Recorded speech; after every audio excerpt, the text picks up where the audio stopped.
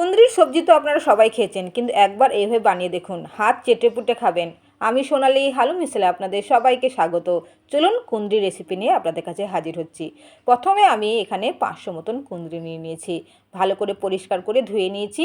এরপর এটাকে আমি কেটে নেব।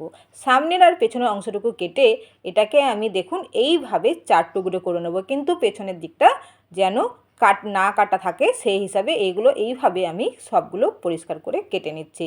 একে একে সবগুলো কেটে নিয়ে ফিরে আসছে আবার। এইভাবে আপনারা একবার কেটে সবজি বানিয়ে দেখুন, দেখবেন এই রেসিপি তো নতুনই হবে আর টেস্টও অসাধারণ হবে। এইভাবে সবগুলো কেটে পরিষ্কার করে নিয়েছি। কড়াইতে দিয়ে দিলাম সরষের তেল। এগুলোকে প্রথমে ভালো করে ভেজে নেব, 70% মতন ভালো করে ভেজে নেব। দেখুন এই সময় দিয়ে দেবো পরিমাণ মতন নুন। নুনটা দিয়ে কুঁদরিটাকে ভালো করে আমি ভেজে নেব। কিছুটা লাল লাল হয়ে আসলে এরপর আমি এটাকে বন্ধ করে দেব।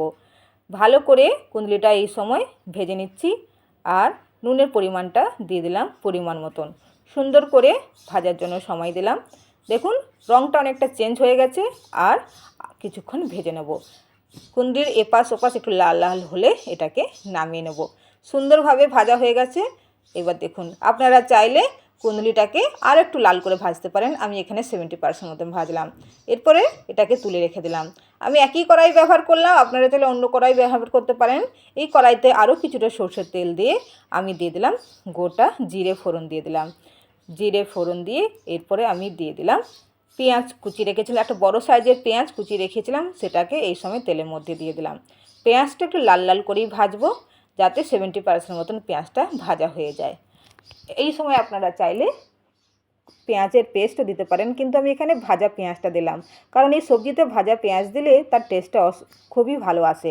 পেঁয়াজটা লাল লাল করে ভাজা হয়ে গেছে। এখানে আমি আদা রসুনটাকে ভালো করে থেতো করে নিয়েছি। আমি এখানে কোনো পেস্ট দিচ্ছি না, থেতো করেই দিচ্ছি, কারণ রেসিপিতে থেতো করে আদা রসুনের পেস্টটা দিলে টেস্টটা দ্বিগুণ হয়ে যাবে। সুন্দরভাবে আদা রসুনটা ভালো করে ভেজে নিচ্ছি, যাতে কাঁচা গন্ধটা ভালো করে শুকিয়ে যায়।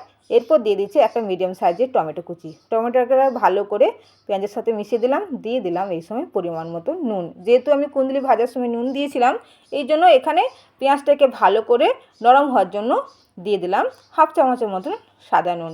নুন দিয়ে ভালো করে আমি টমেটোটাকে গলতে দেওয়ার জন্য সময় দিলাম। ভালো করে আমার ভাজা হয়ে গেছে। এই সময় আমি দিয়ে দিলাম কিছু শুকনো গুঁড়ো মশলা, হলুদ গুঁড়ো, লাল লঙ্কার গুঁড়ো, জিরে গুঁড়ো, আর দিয়ে দিচ্ছি আমি ধনে গুঁড়ো।